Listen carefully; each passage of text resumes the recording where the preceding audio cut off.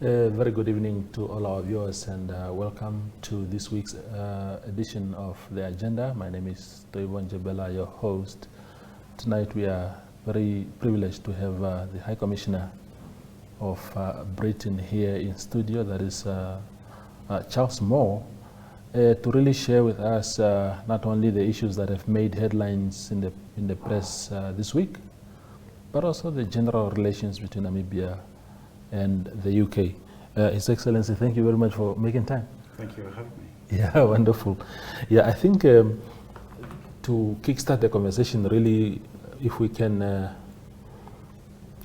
put into context everything that has been in the papers this weekend, and that is really the issue around Namibian asylum seekers in the UK. You have publicly pronounced yourself on social platforms and also in sections of the media. If you can give us a bit of context, what is exactly happening in that regard?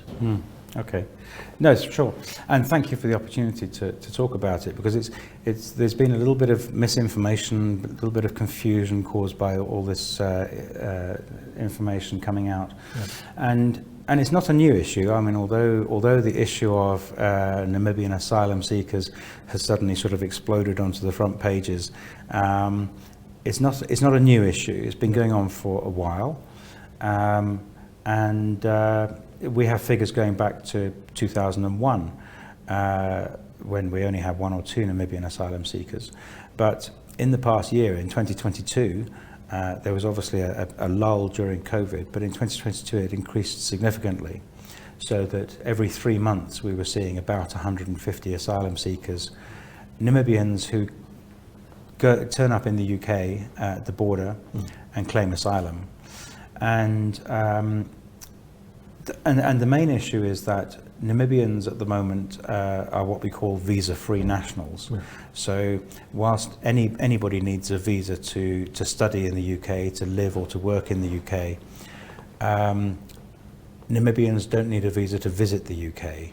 And that means that Namibians are able to travel to the UK without a visa, and that is so they reach our border legally, and then they claim asylum, or they go into the country and then they claim asylum. And generally it's because we think they're not persecuted, because there's no persecution that happens in Namibia, but they're economic migrants. So they're looking for a job. I mean, we know the unemployment situation here is dreadful.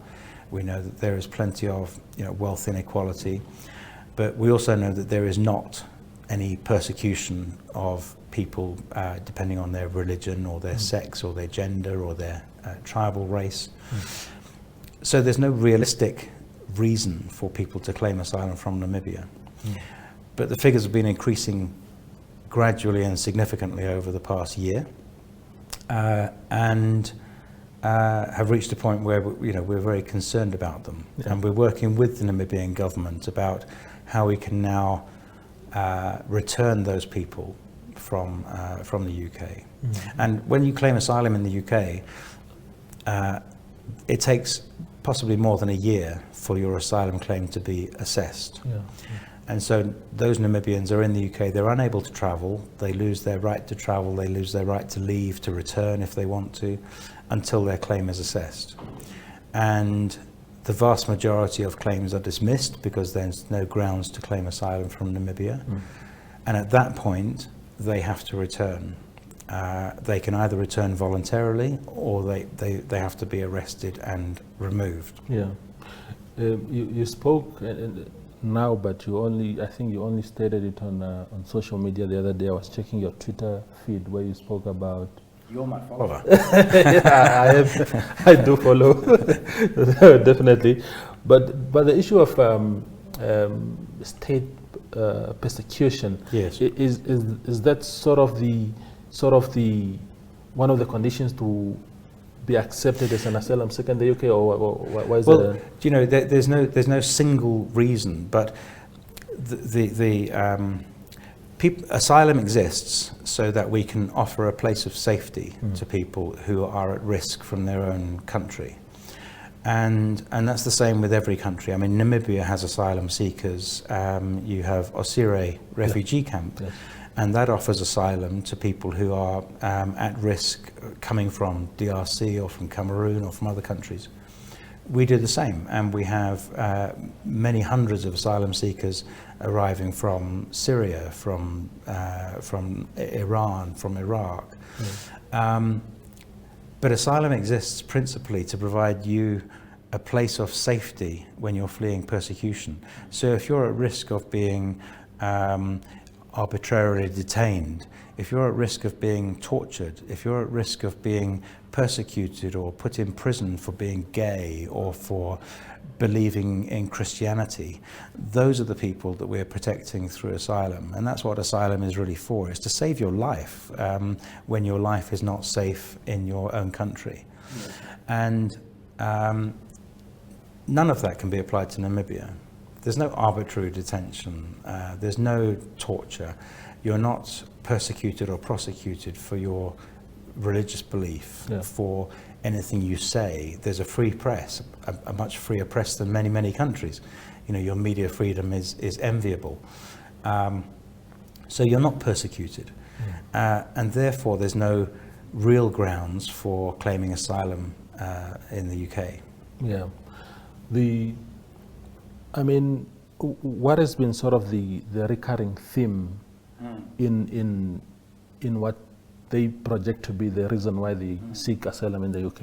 Well, you know, because asylum claims take a long time to sort out, and so there are something like 1,200 at the moment. From September last year, there were 1,200 asylum claims which still needed to be decided.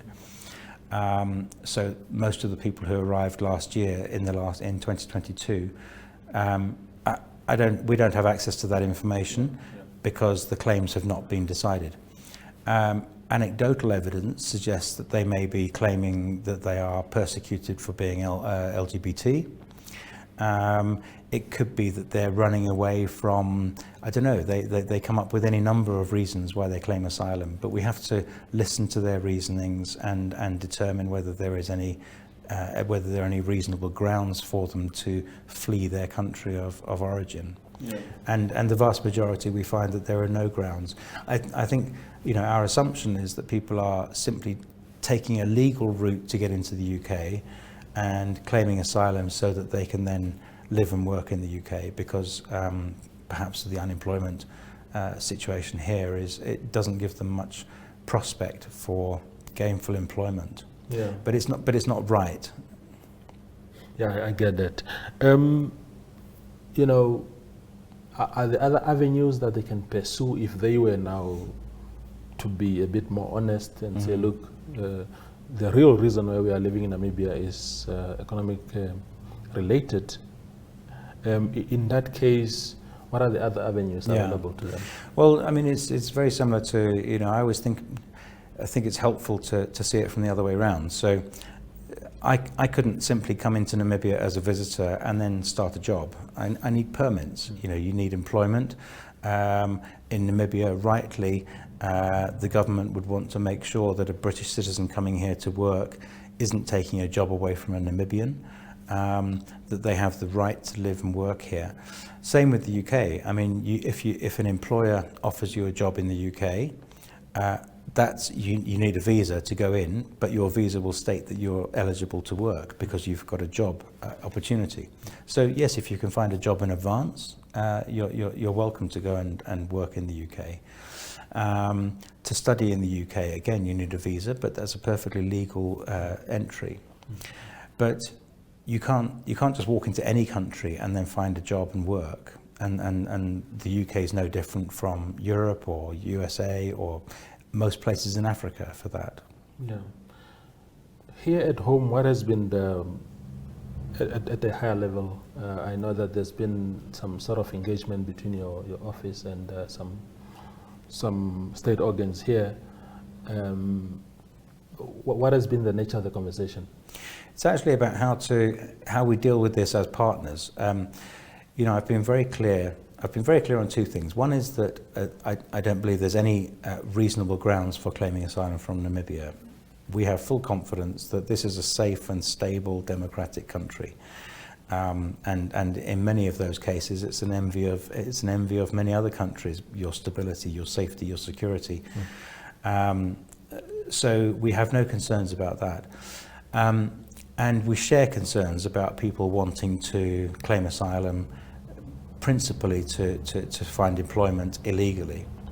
So my discussions with the government have been to discuss how we work together to make sure that, because we have the right and we need to return people to their country of origin, but in order to, we can't do that alone. We can't simply find people who say they're Namibian and then put them on a plane to Namibia. That would be wrong. So we need to make sure that that their nationality is verified, that their identity is verified. We would never send anybody back to Namibia who we didn't agree with the Namibian government is Namibian. So we need to work as partners. And it's going to take a while as well, because we need to set up a full process to make sure that identities are checked, that people are confirmed, that they will be allowed access to Namibia once they come here to reach the border, because some of them may need new travel documents. They may have thrown away their IDs or lost them. So we have to work together to make sure that this process happens. And it's going to take a long time, because we're not talking about suddenly sending 1,200 Namibians back on a plane. We're talking about over many months. Yeah, I think I read somewhere that there was a group that was brought back home towards the end of last year. Yeah, no, I think there was a bit of, I think one paper said that we had already returned 250 or so. I mean, we haven't. I think over the past 3 years, I think we've returned about 31. And there was obviously a dip through COVID. The other reason is that when the UK was part of the EU, there was a process in place for returning Namibians who had stayed illegally or who had been found to be working without a permit and that sort of thing. Once we left the EU, that process needed to be revised, but then of course COVID hit. So we're in the process now of working with the Namibian government to establish a new process to make sure that it's fair, it's reasonable, it's legal, and it's accurate. Yeah. One of the people that sort of made a mountain of that whole issue is the opposition leader, McHenry Venani. And he was seeking audiences with different stakeholders. Did he seek audience with your office? He didn't specifically, although I've met Honourable Venani and even before this happened, I'm very keen to engage with him. And we get on well together. I met him before and we had a long chat about a number of issues. And in fact, just a couple of weeks ago, I was saying to him, it's about time we had another catch-up. So very happy to see him and indeed to discuss it with other people, because I think one of the most important things about this issue is that there needs to be transparency and clarity. There's no conspiracy theory. The Namibian government hasn't asked us to remove anybody. We're not working together to target any particular grouping. The only thing that's happening is that the UK is first of all protecting its borders, as every country is entitled to do, and secondly we're treating Namibia no differently to any other country, and it's a very regular occurrence in the UK. We deal with many thousands of people who either overstay or claim asylum and their applications are declined. There is nothing specific about Namibia in this. The key issue is that for nationalities who don't require a visa to visit the UK, Namibians are the highest number of people who claim asylum. And I think this was misreported last year when the media reported that I had said that Namibians claimed more asylum than anywhere else in the world. It's not. It's Namibians claim more asylum than any other place in the world who don't require a visa to travel to the UK. And that's the big difference, because they're perfectly legal in travelling to the UK. There's no illegality there. But when they arrive or when they get in, then they claim asylum, and that's the highest number in the world. I see. That's very, it's very, very interesting, His Excellency, and thanks for bringing it to our attention and for clarifying it. You alluded to the fact that, and I don't want to pin it down on you because it's something that we have known also in the press for a long time, that a lot of people who come to the UK seeking asylum, coming from Namibia, they use homosexuality persecution as one of the reasons. So it's the primary reason. What is your view on the state of on minority rights, sexual rights in Namibia? There's a big movement right now. There are court processes going on. People are saying, you know, we need broader rights as gay people and whatnot. And you come from a country where these rights are in full existence and fully functioning. Your thoughts about Namibia?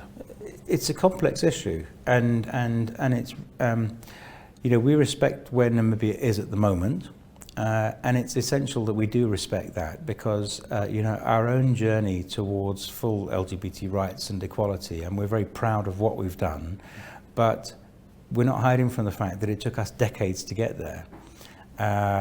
You know, our own journey and challenges about LGBT rights and same-sex marriage and full equality across the board for LGBT community has been long, and it's been emotive, and it's been painful. And we've been through all the same challenges that Namibia is going through. I think I've been very impressed since I've been here, and I'm a strong believer in LGBT rights and equality. And I've been really impressed since I've been here that Namibia has a tolerance of the LGBT community. There is no persecution. They are free. They're not yet as equal as I would hope them to be in terms of full equality, recognition, same-sex marriage, adoption of children, issues like that, the repeal of the sodomy laws. Yeah.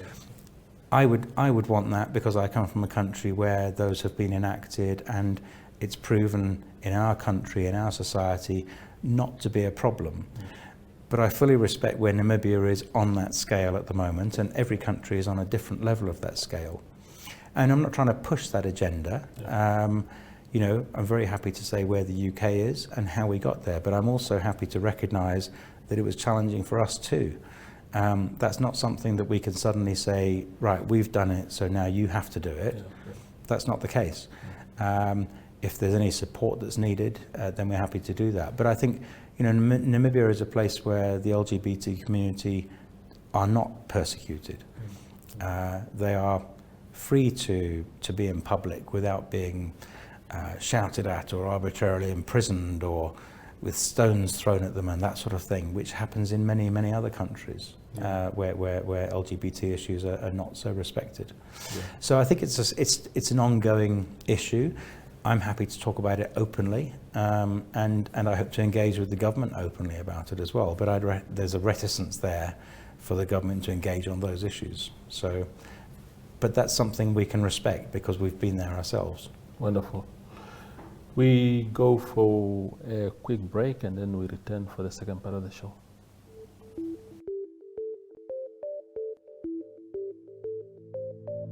NMH Ad 1 brings you news from all across Namibia. If you would like to feature your brand or campaign on this platform, contact nmh1@synergy.com.na. NMH Ad 1, your lunchtime news companion.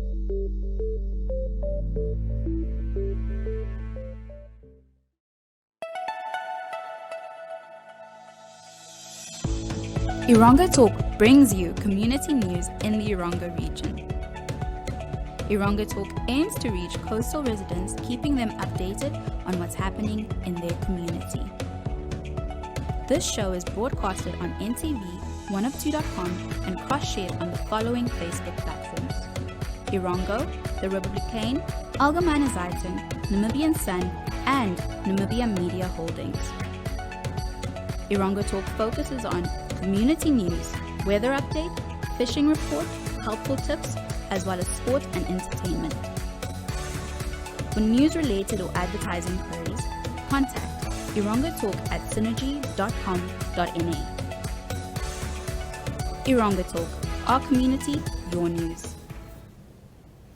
The show continues with His Excellency Charles Moore of the British High Commission here in Windhoek. Ambassador, I want to call you High Commissioner. Just going to cross into this segment with a bit of what we were just discussing before we closed off, and that was really about those minority rights. And I'm happy that you acknowledged where your own country came from in this regard and how long it took you to be where it is, which I think a lot of people do not, elsewhere in the world, do not understand. And Africa being who we are, really, it will take a bit of time. So that sense of patience from your part as a partner in some of these things, I think it's commendable. Do you think that, because we have seen Namibians who are fighting for those rights really in court, fighting this robustly and asking the government to loosen the grip on some of these laws. What is your impression of the fact that our courts, at least, our judicial system, accommodates these kind of things? And is that sort of the journey that the UK, for example, walked, that you have these public institutions participating in different processes until you reached where you are today? Sure. I mean, the judicial process has been an essential and fundamental part of LGBT rights across the world. And in a way, you can't have progress on LGBT issues unless the judiciary is involved. Quite often, it's involved to sort of make a judgment on one thing or another. And we've been through all that. So many issues that we've faced on our journey have then been subject to judicial review and decision. And I think that's what's happening here. And it's, that's part of democracy. You have a pressure group who are chasing a particular objective. You have a government which has a different position. And the judiciary will often decide what is fair, what is reasonable, what is constitutionally right. So I think it's another aspect of showing that Namibia is a mature democracy, in that such issues are decided judicially, which is as it should be. It's not decided by violent protest or anything, and we had those as well in the early days. So. That's all been part of our journey, and as you mentioned about in Africa, I know that many African countries have a different position on LGBT issues, and there are deep-set tribal beliefs, there are deep-set religious beliefs, and that's fine. Everybody's entitled to those. It's not a problem. So we're not suggesting that you need to move on, you need to do this, you need to do that. I think it's a journey that most countries have been through, and many are still going through. Is it difficult beyond this topic in particular? Beyond that, is it when a person like yourself coming from this free world, free society that has evolved so much over decades and centuries perhaps, and you come and work in Africa, where the environment in many respects is very different. I think Namibia, in many respects, we've been very progressive. We're not where many people, especially those affected by these things, would want us to be. But I think generally there's a movement forward. But you've been in other countries, in Africa as ambassador or as high commissioner, and where these beliefs are deeply entrenched. How do you manage this murky space,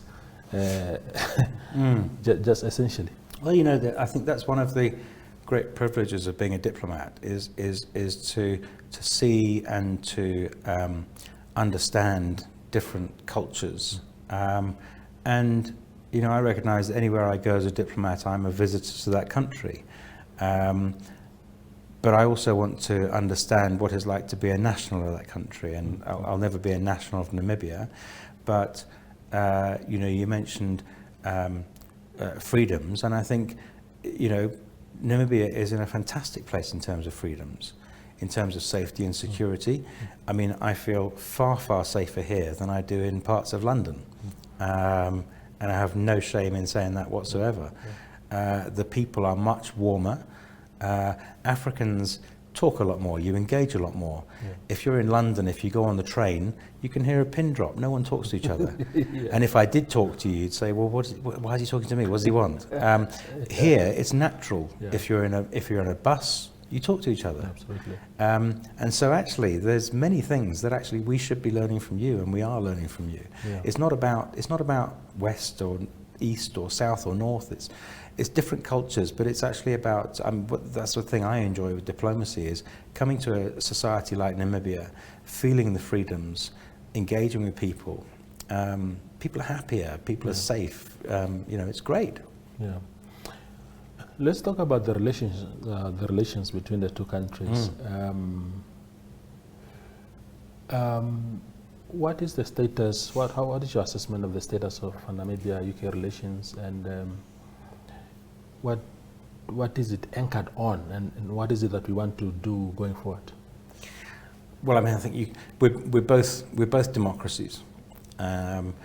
It goes back to the birth of Namibia, and Her Majesty the Queen was very quick to come to Namibia, to visit Namibia, and Namibia was very keen to join the Commonwealth, which was something that the Queen was delighted with.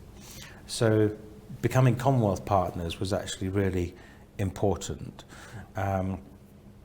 And that's given us a joint bond, because the Commonwealth values in terms of democracy and societal behaviour is something that we both live by. So we've got a common bond there. English was chosen as the national language. And that's impressive because English was not the native language of just about anybody who lived here at the time. And English was chosen as a sort of neutral language. So I'm certainly very pleased for that. But it also shows how you know, the Constitution is brilliant. I've always been a really keen supporter of the Namibian Constitution for the equality and the freedom that is constitutionally embedded. And I think that's the envy of many countries as well. So Namibia started out with putting all the right things in place before it became independent. The Constitution, safety and security, ensuring that peace and stability was sort of high on the agenda for everybody. And you've lived by those same tenets for the last 30 years, which is enviable. So, you know, I think we have an awful lot in common. I'm very keen to do more trade and investment, and I think that's been held back by the fact that Namibia is obviously a very small market. Yes. And you're next door to a market which is some 45 times bigger than you. You know, you have 66 million people in South Africa and 2.5 in Namibia. So it's a different scale. So I'm trying now to ensure that Namibia is known better. There are fabulous opportunities here for trade, for investment. You've got a fabulous, well-educated workforce. So we need to promote those opportunities together. See how we can get more trade and investment and development into Namibia. Yeah, and His Excellency, you know, is it difficult to work in a country like Namibia, where I suppose almost the whole of Africa, but we're talking about Namibia now, you know, because there's always this suspicion, you know, what is the British agenda here? What are they doing here? I suppose given the historical context of generally Europe and Africa, what can you say to anyone who's listening today as to the intentions of Britain in its relations with Namibia? I mean, no is the answer. I don't feel that in Namibia. I don't feel that people think we have any sort of hidden agenda. And I think there's a difference there. I mean, as I said to you, this is my 5th African posting, so I've also worked in Zimbabwe, in Botswana, in Ghana, in South Sudan. Now, Zimbabwe at the time was in the Commonwealth, Botswana in the Commonwealth, Ghana's in the Commonwealth. All 3 of those gained independence from the UK. Yeah. Namibia didn't gain independence from the UK. And I think there's a bit of a difference there, in that we don't have that same direct colonial baggage in Namibia that we had in those other countries. And I think from the start, our intention, or since independence, our intention has always been to be a partner as opposed to any sort of former colonial master, which we've wanted to shake off right across the continent, because we're partners with all the Commonwealth countries now, and it's not about former colonies or anything. That's history. And there are many things that shouldn't have happened during that period which did happen, but we can't change history. With Namibia, I think our partnership started at independence, and I'm very proud that we have a partnership now. And where we can help Namibia to develop, we're very keen to, but we can also learn from Namibia. There's so much that we can work on together. Yeah.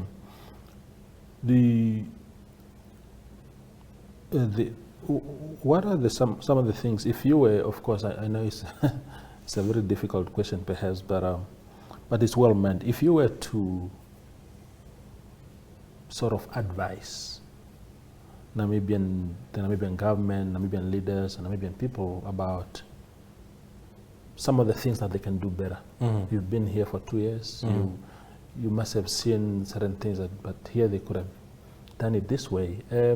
What are those things that once in a while you think this could be much done better, whether it's in terms of our institutions, whether it's in terms of our economy? What are the little things that always pop up in your mind in that regard? You know, it's hard because I don't actually look for them. I mean, but honestly, I think I come to a country with an open mind. I want to learn about how the country is, and I've been very clear with the Namibian government since I've been here. My job isn't to come and say you could be doing this better. My intention is to say to them, what do you want to do, and how can we help you do it? And that's what it should be. Yes, I could probably say that you should have an underground system in Windhoek or something, or you should have a train system that commutes people from Swakop to Windhoek or something. But you know, that's not my role. My role is to say, what do you want to do, and then how can we help you do it? I mean, actually, it's actually quite a difficult question, because I can't honestly think of something that I could say, well, I mean, they didn't get this right. You know, you've got the cleanest, the healthiest city in Africa. You've got stability and security and safety. You have freedom of association, you have freedom of speech. You're much higher up the media freedom table than we are. So, you know, there are things that actually you're doing far better than us. You have peaceful protests. Any protest is allowed, and any protest is accompanied by the police. That's a great thing. And we sometimes have more challenging protests than that. So anything to criticize, you know, I don't believe in that. It's Namibia is developing. I think there's more promotion you could do, because, you know, I think a lot of people still don't know Namibia, which on one level is a real shame, because there are so many opportunities here, and I think they should be grasped. Because you look at 10 years ahead, and maybe Namibia is a green hydrogen producer providing energy across the Southern Africa region. That's a real dream that Namibia has. And if I can help, you know, that, you know, in any way, that would be great. Yeah, wonderful. You spoke about green hydrogen, His Excellency, but running at the same time with that is our oil discovery. When the bigger economies like yours are actually calling for a slowdown in that regard. What are your thoughts on this? I think it's such unfortunate timing. I mean, because globally we have to address climate change, and Namibia, unfortunately, is more of a victim of climate change than a contributor. We know that Namibia is a very arid country, and you've suffered the impact of climate change, not caused climate change. But the climate change argument is that we should stop using more oil and gas. We should stop those activities in favor of green hydrogen, clean energy. And so in that sense, it's unfortunate timing. However, and it's also coincidental timing at the same time that Namibia has the prospect of doing much more in terms of solar energy production. You've got all this land and 300 days of sunshine a year.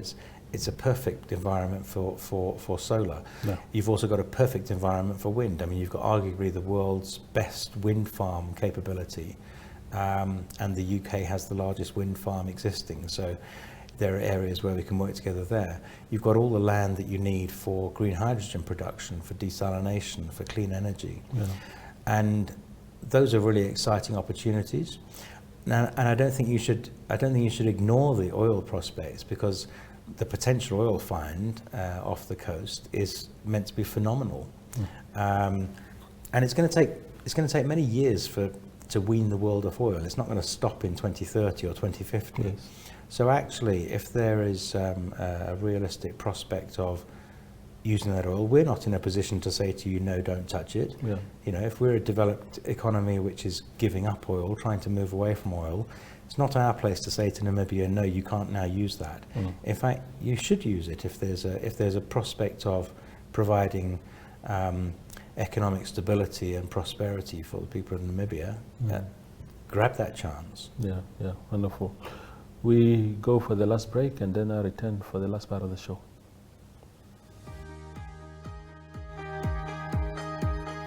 The Regional Review brings you news, views, and interviews from NMH correspondents from across the country.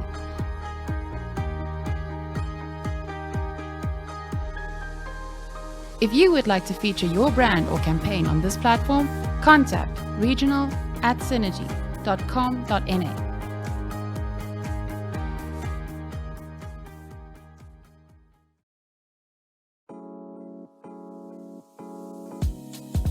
My.NA Property Show provides viewers with the best in-class content, engaging interviews, as well as a showcase of the latest property-related products and services. If you would like to feature your brand or your campaign on this platform, contact my.na@synergy.com.na. My.NA Properties, more than just a roof over your head.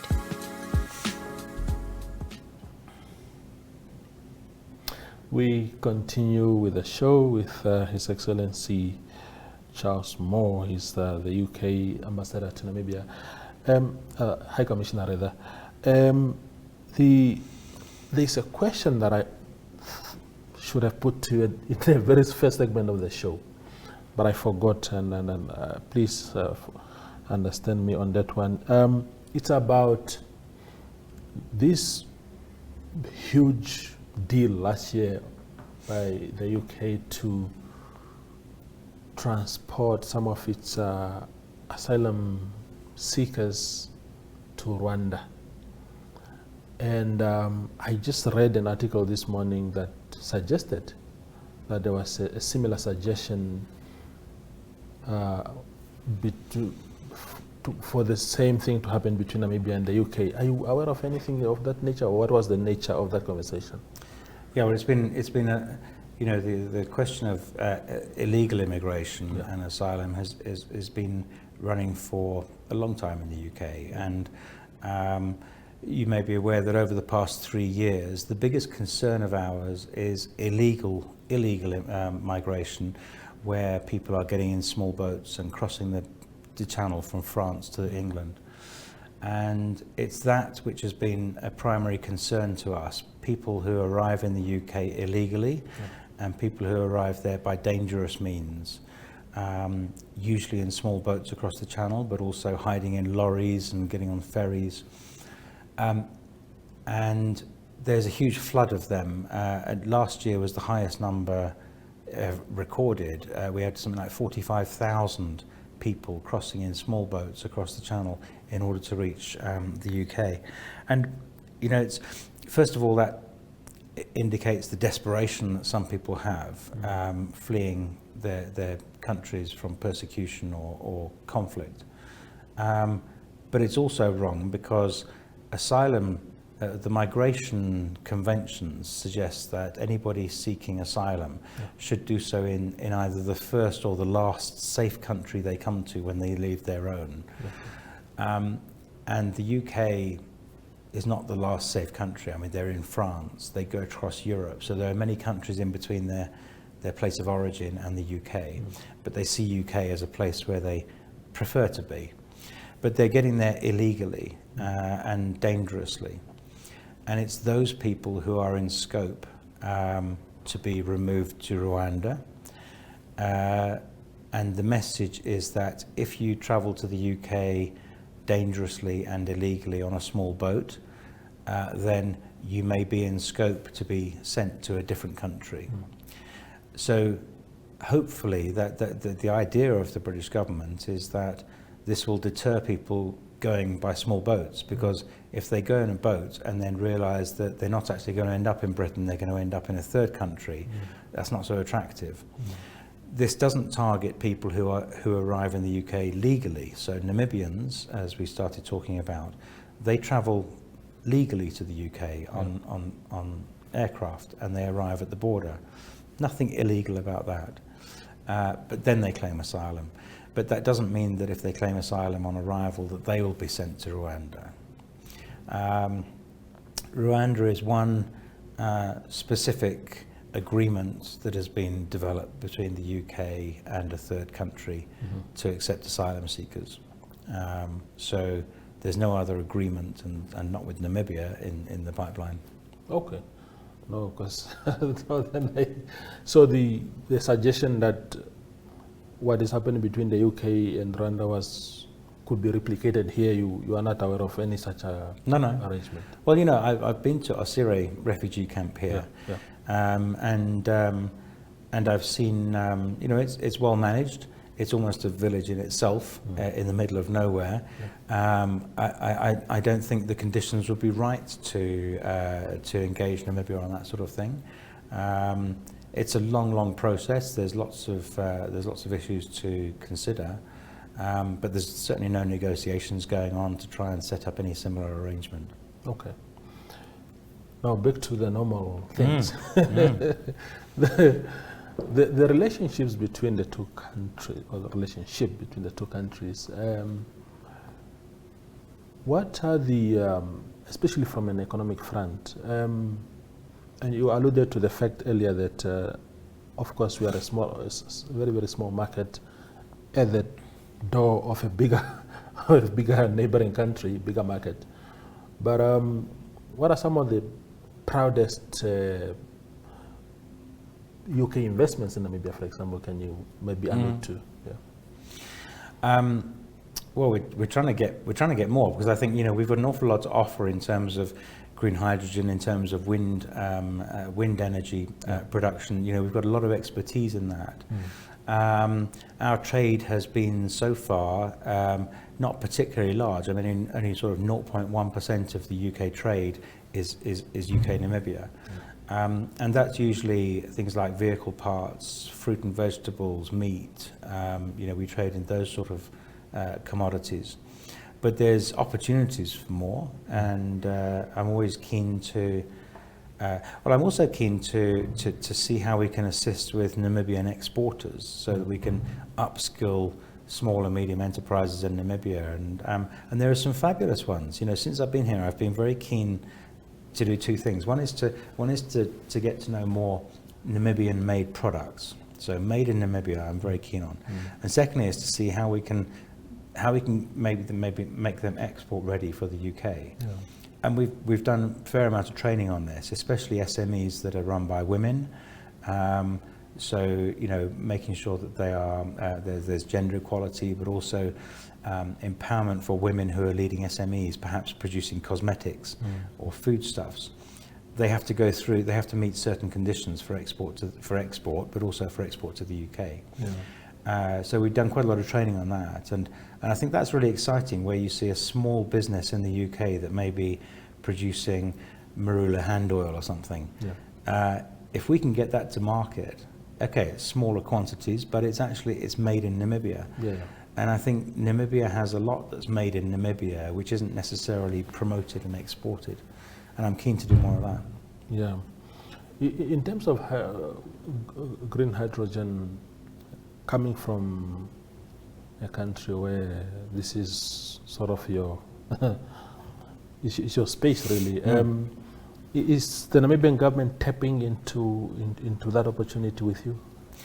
I think it's actually the other way around. I think the Namibian government has feelers out in as many places as possible, and I'm not sure yet that we're making the most of the opportunities that the Namibian government is making. So I think it's the ball's in our court, and so my objective is to try and make sure that the expertise available in the UK and the potential investors who like clean energy and green hydrogen opportunities, my objective is to make sure they get here and get to understand what the opportunities are. So it's not about I think the Namibian NIPDP, James Newpay, Nangulu Anja do a fabulous job of promoting those opportunities. So it's not about the Namibian talking; it's about the UK listening and acting.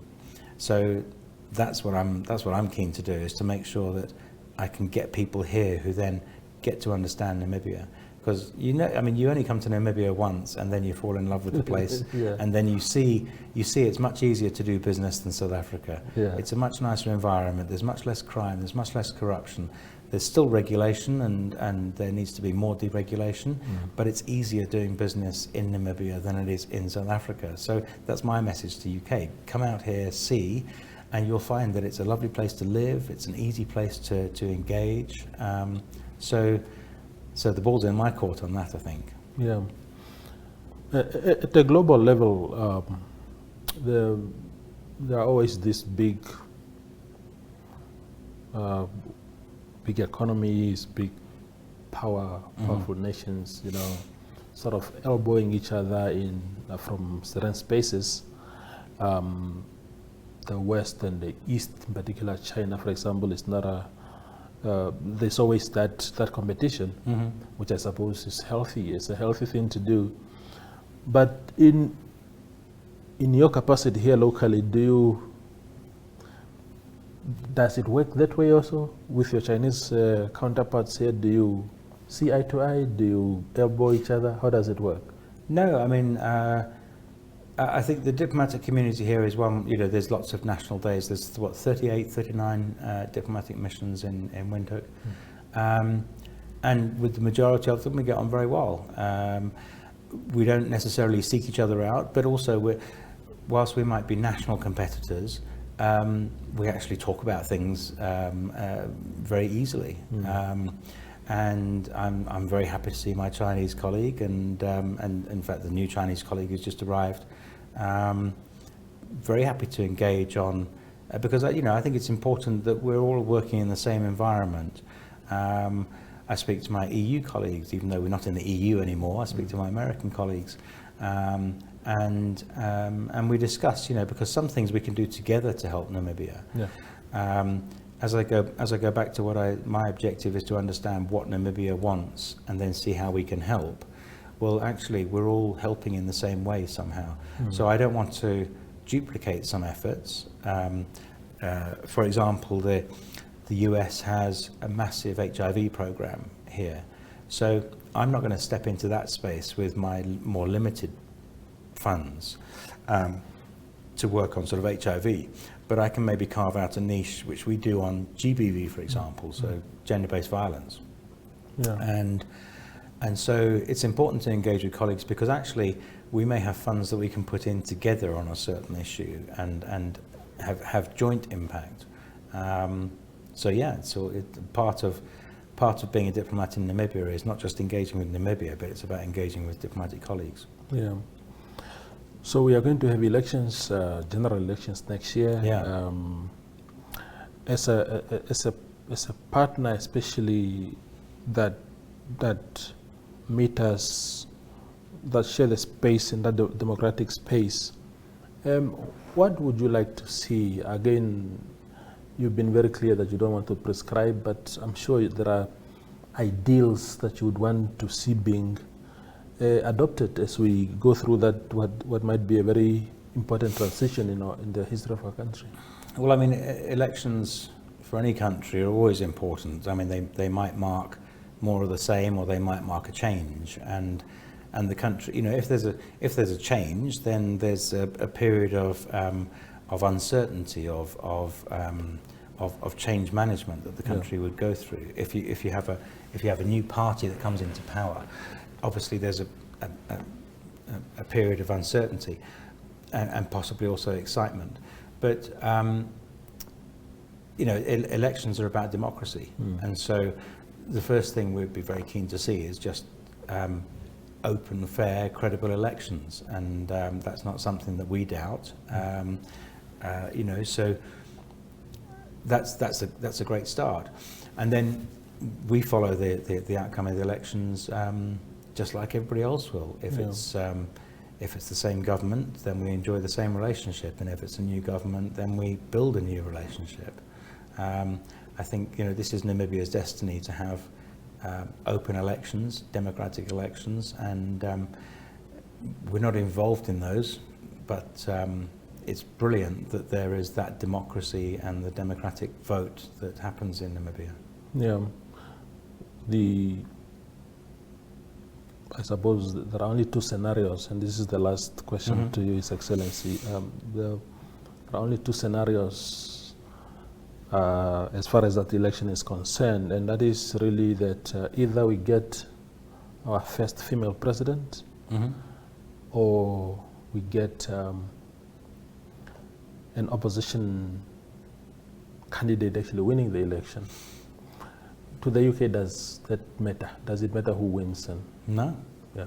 I mean, you know, it doesn't matter to us. I mean, we don't support, we're not partisan. Yeah. So, and I certainly as a diplomat don't get involved in campaigning with the government or campaigning with the opposition. My role is to understand the policies of each. So I'm happy to engage with the government, I'm happy to engage with the opposition to understand the direction they want to travel in terms of Namibia if they're successful. Yeah. We will support with, welcome and work with the government of the day. So it's not for us to even express an opinion on who we might want to see. And with Namibia's democratic record, and you know, I'm confident that the democratic process of an election is going to be well managed and fair and free. You know, then the outcome of that election is something that we will celebrate with whoever it is. Yeah. In fact, just speaking of that, the very last question now, because in the UK, for example, I mean, you have, for example, in England, the Conservative Party now leading. Yeah. And it subscribes to a certain set of values.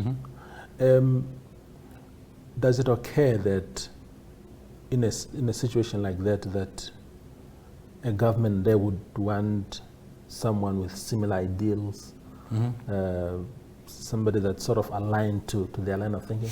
Yeah, I mean, it's not something we take into account. If you look at our own political history, back in the 60s and 70s, then we used to change between Labour and Conservative every 5 years, because one government would come in, then everybody would get fed up after 5 years, throw them out, get the next one in, throw them out, get the back one in.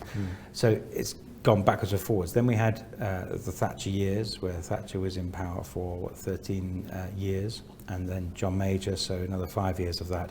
Then Tony Blair was another over a decade in power, and then the Conservatives have been in power firstly with a coalition government, which was very strange to us because we hadn't had one of those before, 2010, and 2015 since it's been Conservative.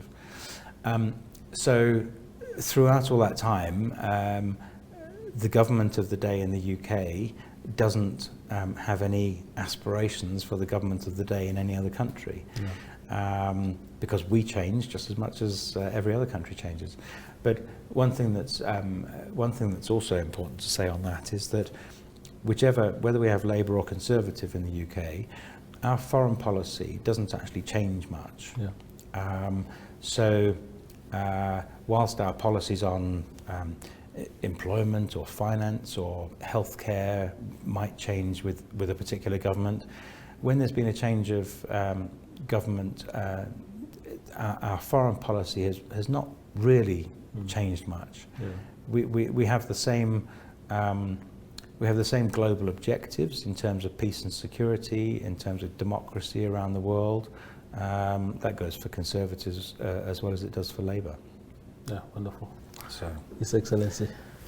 thank you. Pleasure having you on the set tonight. Thank you very much indeed. Okay. Thank you. That was Charles Moore, is British High Commissioner here in Windhoek, sharing with us, of course, the situation around Namibian asylum seekers in the UK, as well as the general relations and developmental aspirations between the two countries. Thank you for watching.